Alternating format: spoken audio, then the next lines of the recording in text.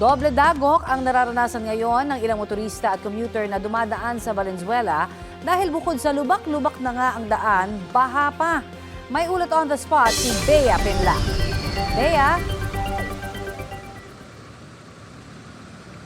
Connie, tama ka, patong-patong na kalbaryo para sa mga motoristang dadaan dito sa MacArthur Highway sa Valenzuela ngayong umaga. Ang dadaanan kasi nila, lubak-lubak na nga, sinabayan pa ng malakas na buhos ng ulan at mabilis na pagtaas ng baha. Ito ang namemerwisyo sa ilang motorista sa MacArthur Highway sa bahagi ng Barangay Dalandanan ngayong umaga. Ang maraming motorista naghihintay na humupa ang baha pero tila kabaligtaran naman ang nangyayari ngayon. May ilan na umaatras na lang pero may iba na naglalakas loob kaso yung mga light vehicle gaya ng mga motor tumitirik na dahil sa baha.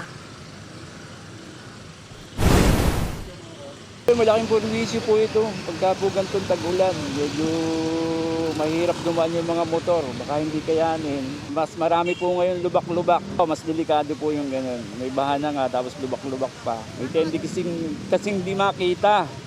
Hindi makita, lalo yung mga nakamotor. Hindi makita kung nasaan yung lubak pagka may tubig. Sobrang delikado po lalo na pagka hindi siya nakikita. Kasi may chance po na ma-semplang yung mga rider.